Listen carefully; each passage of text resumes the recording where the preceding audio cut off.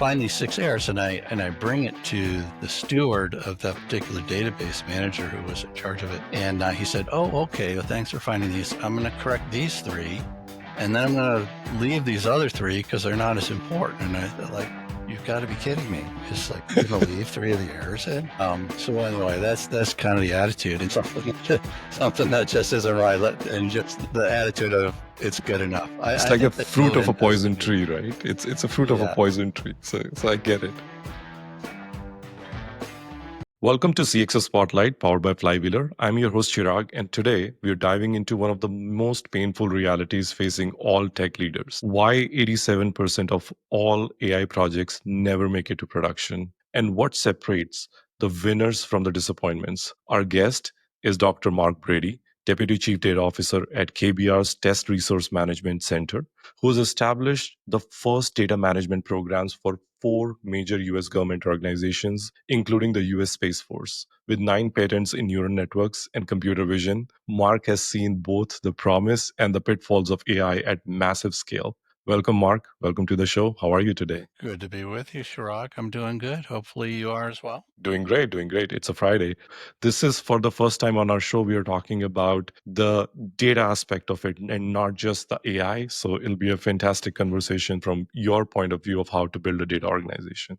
Can we get started? We can. Awesome. So, Mark, you've built the first data management program for 4 major US government orgs, including the US Space Force. And that's not exactly a typical career path. How did you go from the neural network research to becoming the go-to person for establishing the data foundations at such scale? Well, I just happened to fall into it. I was coming out of academia and went from academia into government because it seemed like the main thrust in academia was getting funding from the federal government. So I thought, well, why not just cut out the middleman? So I got into the business of being an analyst for National Marine Fisheries Service, which is the O in NOAA. That's the primary ocean branch there. I had no background in marine biology, and so that's interesting, I think, for people who are hiring data analysts and data scientists and so forth.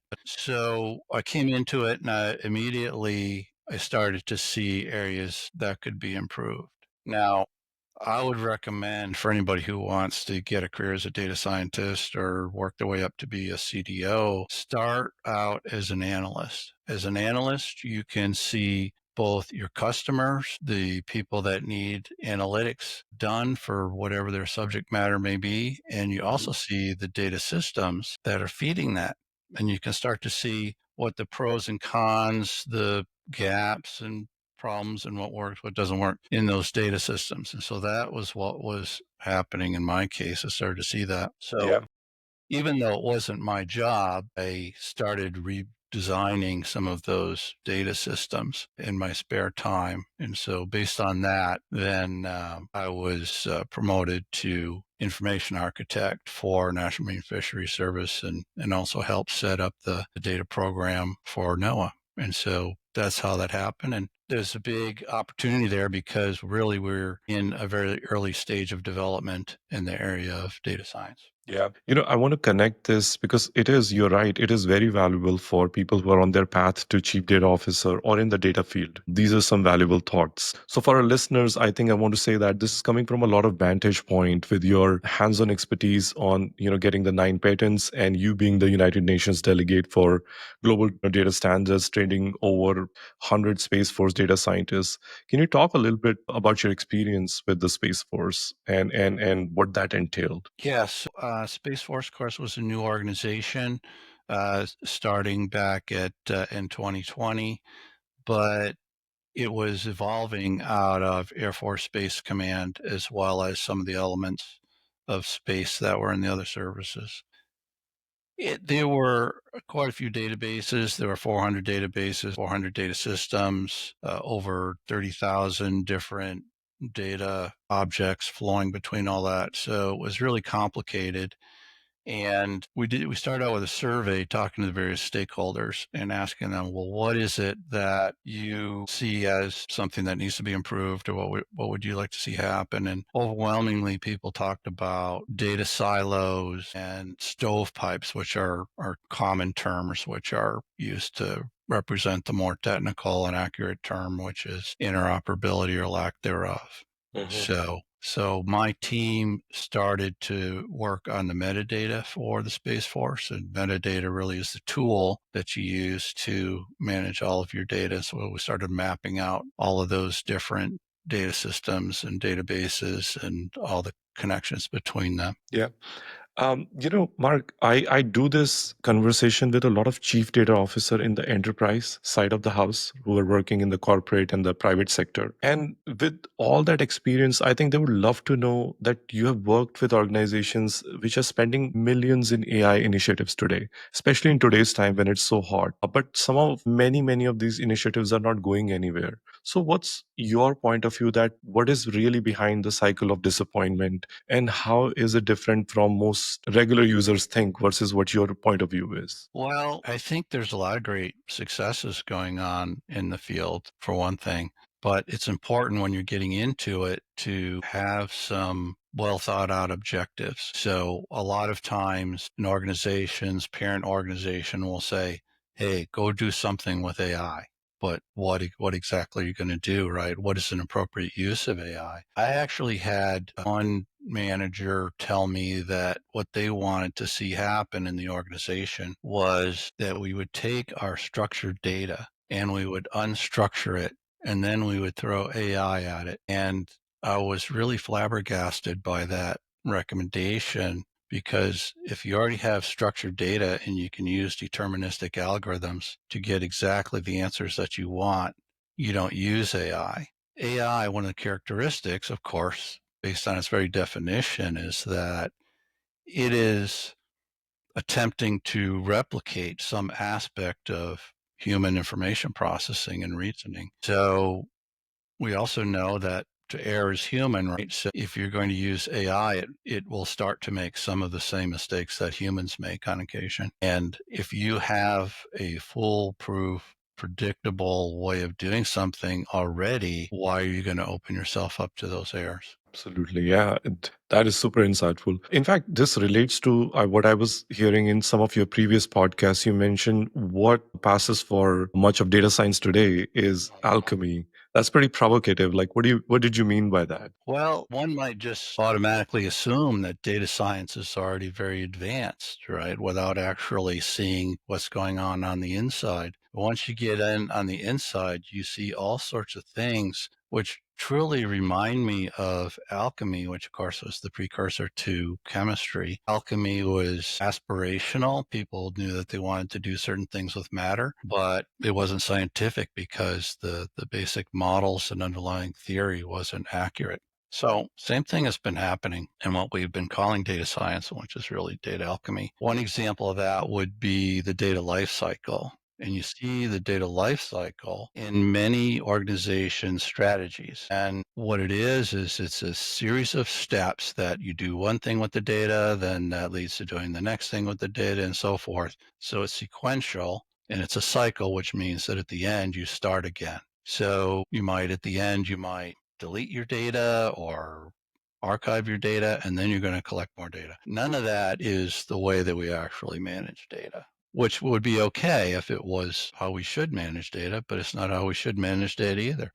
Any of these things that we do with data are actually things that occur in parallel. They're things that are instigated by outside forces and so forth. So one of the interesting things about the data lifecycle is that even though people thought it was not quite right, they went ahead with it anyway. So this is one of the attitudes which has led to data alchemy, that we think, well, we're not quite sure what we're doing. So we have something here. It's not quite right. Let's just go with it anyway.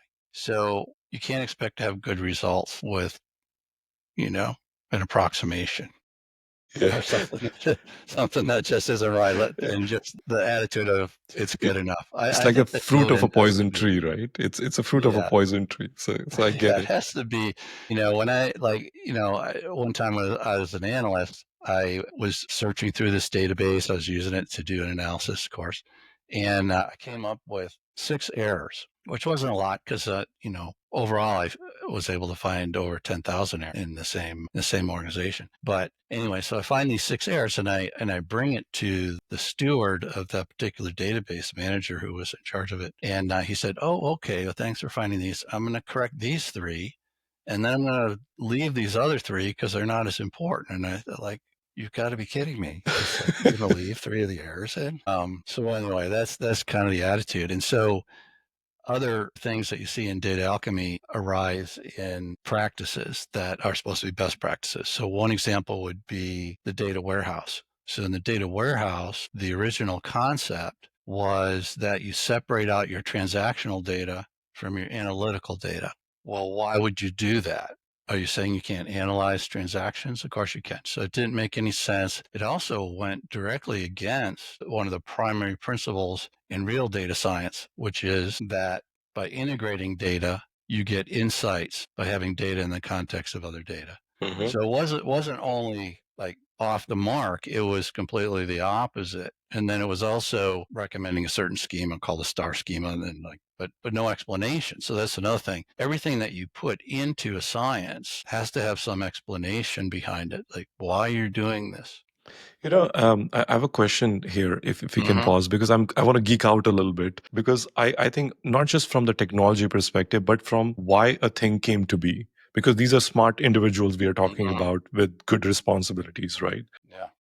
My thought was that this world of OLTP versus OLAP was created because initially the possibility was I just want reports, I don't want insights. And people were in love with dashboards and Mm-hmm. BI, and whole business intelligence meant getting pretty dashboards which are just telling you the data in a visual way. So you did that on OLTP. But when somebody said, hey, here is a data scientist for you who can do some real analysis and insights and decision making, they separated that, cordoned it off with separate, and said, here is your OLAP world. Go do that in data warehouse. Don't do it in the world. Is that true to a certain extent? Or Was that typically in science, and this is one thing that has tripped up the progress in data science is analytical, which means that you break things down. All right. So you break things into parts. So you think, okay, I'm going to separate out the transactional from the analytical data. The transactional will be, running my orders for business or whatever. And then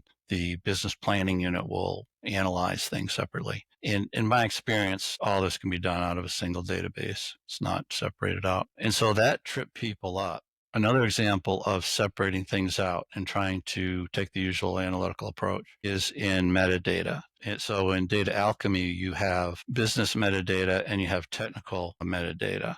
Well, who's to say that the business people and the technicians are so separate that they would never look at the other metadata? It's like you can put a wall there and say, no, you're a manager. You can't look at this. It's designated as technical. So I think one reason that things ran off the rails early on was because people didn't recognize the nature of data science as different from other sciences. And it's not a natural science. It's more like a combination between mathematics and engineering. So one characteristic of mathematics is that whereas new theorems are being proven by theoretical mathematicians, and this is, gets harder and harder to do as time goes on, but you don't expect, say, the Pythagorean theorem to become obsolete. 1,000 years from now, it's still going to be true. So there's confusion about new and old. And sometimes we'll say, we being the current data community, well, that principle or that database type, that's been around for a couple decades. So now we're going to have a new one. One example is the whole idea of relational databases versus NoSQL databases. I know it is confusing because a NoSQL database really has nothing to do with SQL. It's just a non-relational database. And so these NoSQL databases are supposed to be new and improved. If you look closely at them, though, some of them actually predate relational databases. So they're actually older. Right. So Very document interesting. databases are really hierarchical databases. Graph databases existed prior to relational databases. And relational databases came along to solve problems with those other things. So, and it's the only type of database that has theoretical foundation behind it also. So understanding what's new, what it even means to be old and new, and really knowing what's new and what's old is key to real data science also. Sure. Let's talk about some more things in the data community. Like many chief data officers focus on a lot on technology aspect of it and the data Mhm. quality. Mhm. But you've argued in past about some of the bigger issues being the organizational design as well. So what are these? Can you talk about this a little bit? Yeah, sure. So your basic organizational design would be that you would have a chief data officer, of course, and that person, there's a lot of thinking about, well, where should they be in the organization? So you might put them below the CIO, or you might put them on some other place, you might put them at the same level as the CIO, but then they both have similar or tightly related responsibilities. So would their being at the same level cause some kind of conflict, perhaps? Anyway, I think it's important not to put the CDO too far down in your org chart. And I don't say that having been a CDO, that isn't the reason for it. The reason for it is that half of your problems are technical. The other half, maybe even more so, you go to a CDO conference and people will all tell you this, that culture is just as much of a challenge. And that's because data is power, knowledge is power, going back to Sir Francis Bacon and his famous quote. And there's two sides to that coin. One side of the coin is that you can take that power, you can do fantastic things for your organization. The other side of the coin is it's tempting for organizations, sub-organizations, vendors, individuals to hoard the data and information about data systems and not share it, which is very crippling to an organization. So you need to have your CDO in a position where they can have influence over corporate culture, organizational culture. Otherwise, you're not going to make much progress with your data. Yeah. So that's just the CDO part. And then there's the matter of hiring data scientists. What do you look for there? So obviously, you don't want them to be data alchemists. You want them to know real data science, for one thing, which I call next generation data science. And there's a lot of confusion about what a data scientist is. So very often I see analysts labeled as data scientists because it sounds better. It sounds like this is not just an analyst, it's new and improved. Well, are they just doing analysis, or do they know how to do metadata? Do they know how to design a database, a data system, all the stuff that's upstream of the analysis? A data scientist is able to do all that stuff. So know what a scientist is when you hire them, and don't expect to find many on the street. You have to take in someone with a high aptitude and analytic ability, and you need to train them. Yeah, I think this is very relevant. We often speak a lot about the chief data officers or people who already have team and want to find new people, right? But there are a lot of people who are moving into this as a new role, as building their data organization, right? So can we talk about, since you have built multiple data programs from scratch 4 times in past or even more, I'm very curious that somebody think of a person who's building a leader who's building their data programs from scratch. Mhm. What advice would you give them so that they don't go wrong, like blind spots, pitfalls in building this organization right? Well, first of all, in choosing that person, if you're, the organization and you're hiring a CDO, you want to have someone who has hands-on experience. A lot of times we mix different data-related subject matter, cyber, networks, IT, data, and so forth. These are related, but they're separate disciplines. And again, you have it's close enough attitude. Oh, that person, they manage some cyber uh, organization. So they could be a CDO. Well, not necessarily. And then there's a hands-on aspect. Has the person ever done hands-on work in the technology area or something very closely related? So I think this is important. A lot of people would argue against this and say, well, a manager doesn't have to understand what they're managing. They just need to be a good manager, and the people who they manage will take care of all the details. The problem is that your technologists eventually are going to disagree with each other. And you as the manager are going to have to step in, make the call as to which way to go. And those calls can make you or break you. They're going to be very important. If you're a great manager, but you don't have those hands on, you might consider having a deputy CDO who is your technical CDO, and you be the managing CDO. You can do it the other way around too. You could have a technical CDO as your primary CDO. The deputy could be like an executive officer who's good at managing things, because not everybody likes to do both. And then you have a case where you've got CDOs who can do all that, which is great too. Yeah. Just an extension of this point, because I think it's a very rare vantage point that you've had in building these data teams. And I'm speaking especially about data scientists while we are at the topic. Mhm. What I hear consistently from chief data officers in these enterprise companies is that we are struggling to find even one good data scientist, right? And you have trained over 100. So what's your take on this talent crisis? I don't know whether it's real or not, or how to perceive this. How should they think about this and solve this? Well, it is real, and you want to look at what their experience is. So, as a background, I think starting as an analyst, a Mhm. technical analyst who uses databases, I think that's a really good start. Then they need to be trained on a few things. They need to be trained on data system design. They need to be trained on database design. They need to be trained on metadata, how to build a metadata system, what to put in it, and how to use it. And that's how you get yourself a good data scientist. Super. I have this question in my mind since we have been talking and it's been brewing up. It's from my past conversation. Is that most of the C suite executives that I speak to have this common perception that most AI advancement is happening in the private sector. AI, because that's what we hear. The narrative is already there in front of us Mhm. with the success and the valuations and everything. But you're so close to our government doing this. I don't know if you can share anything to that government is also doing significant AI advancement. Is that something that you can talk about a little bit? Yeah, I would agree with that point of view for a couple of reasons. Obviously, industry is doing this for its own benefit, and industry has an advantage over government in the sense that they have a profit motive. So with the profit motive, you really can't afford to be failing very often or very badly, right? You want to be able to take risks, obviously. That's one way that you get into completely new areas, but you can't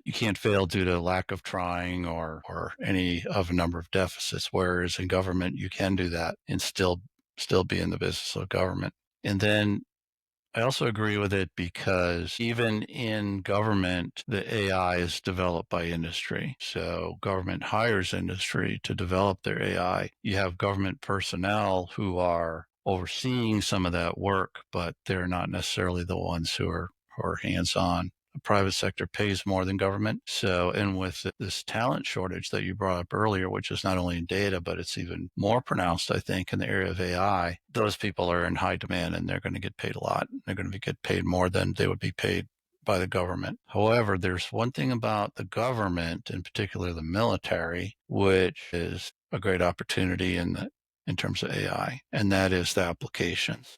Mm.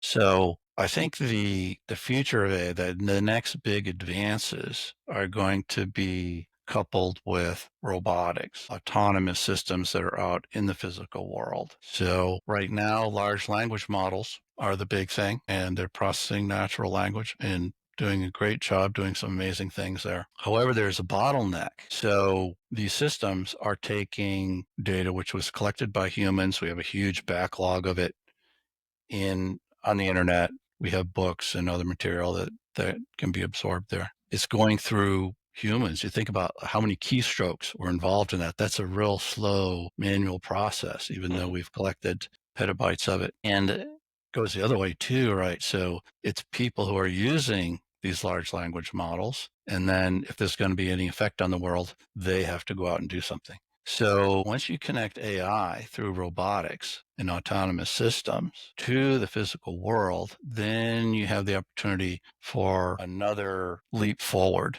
in the field. You're really going to see things advance. And military AI is a place where that's being done. You can see it advancing very quickly in Ukraine, for instance. Fascinating. A question came. It's not part of the plan, but since the thought process is going that direction, and I think a lot of people who have answered this question so far have not had the pedigree of understanding data as you do. So I'm asking this just to get your take on this. Mhm. How far are we from AGI? And is this the right question even? That are we closer, and is that frontier closer for us, human level intelligence? Yeah, I think we are close. So in terms of predicting when things are going to happen, there are folks out there that make those predictions. Some of them will be lucky and some will not. There's really no basis for predicting when things are going to happen unless you happen to be one of the people who are developing the technology and you're very close. Then you'll be able to predict, okay, it's going to happen next month, next year. Other than that, we can't really predict. But what we can predict and we can understand is what will happen. I think we can predict what will happen and we can predict why and we can understand where we're at now. So one thing that I've discovered about large language models is that they have a particular capacity which previously was only held by humans, and that is analogical reasoning. So if you think about humans and why they have such great intelligence, although sometimes their stupidity overwhelms their intelligence. So I knew that was coming. keeping that in mind. But they have an ability to learn in one area and then take what they've learned into a completely new area. And so this is something I used to emphasize with my students. I would tell them, okay, you are a psychology major, and very few of you actually even plan to become psychologists. You plan to become a banker or something. If you are really going to be an educated person and not just have a piece of paper, what you're going to do is you're going to take what you've learned about psychology and statistics, what you learn as part of psychology, and you are going to take that into the banking world and you're going to see connections that were not laid out for you. And an example from science would be Sir Isaac Newton. So it used to be that the heavens were considered to be a completely different domain than the earth. And his laws of physics were first developed in considering how bodies move in the heavens. And then he brought that down to earth and miraculously, through analogical reasoning, saw that, hey, this applies here. And then it went the same way from Newtonian physics to electromagnetism and so forth. So, and it isn't just great scientists that do this. Everybody does this just to get through your daily life. You're constantly doing analogical reasoning. So I started experimenting with large language models, just ones that are commercially available, to see if they could do this. And I found that they could.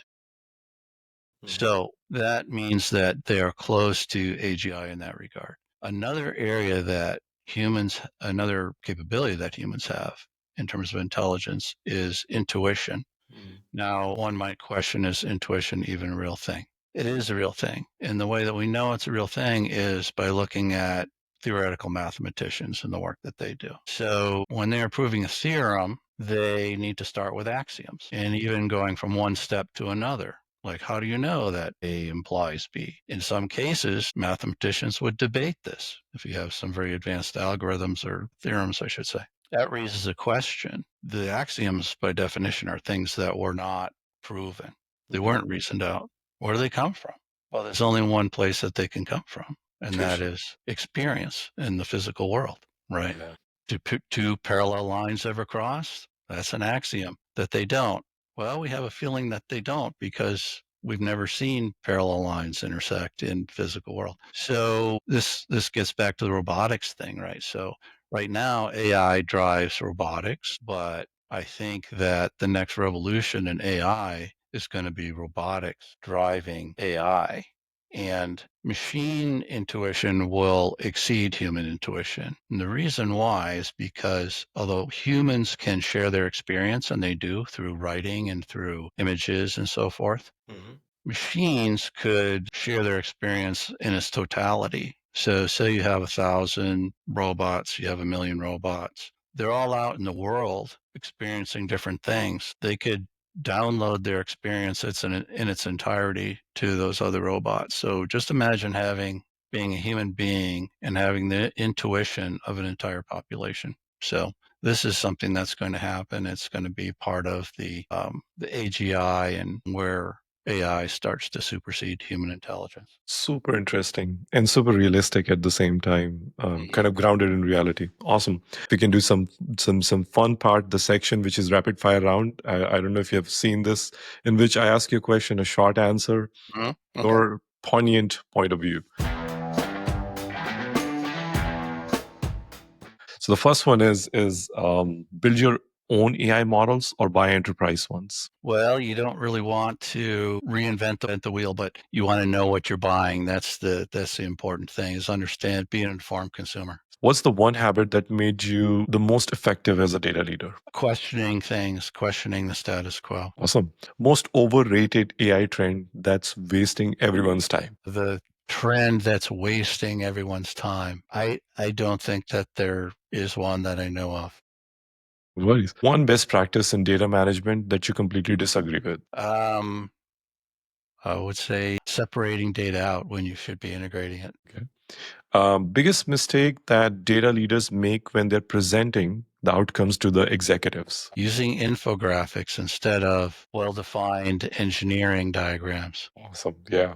Awesome. Well, that's all I had. Thank you, Dr. Mark, for these battle tested insights and to building the data organization of future. Really enjoyed that. Thank you for being with us. That's been fun, Chirag. Absolutely. For our listeners who want to dive deeper into the next generation data management, and you can follow Dr. Mark's journey. All links are in the show notes. And remember, the goal isn't perfect AI, it's useful AI that drives real decisions. Stay tuned for more conversations with leaders reshaping technology and business on CXO Spotlight, powered by Flywheeler. Thank you. All right.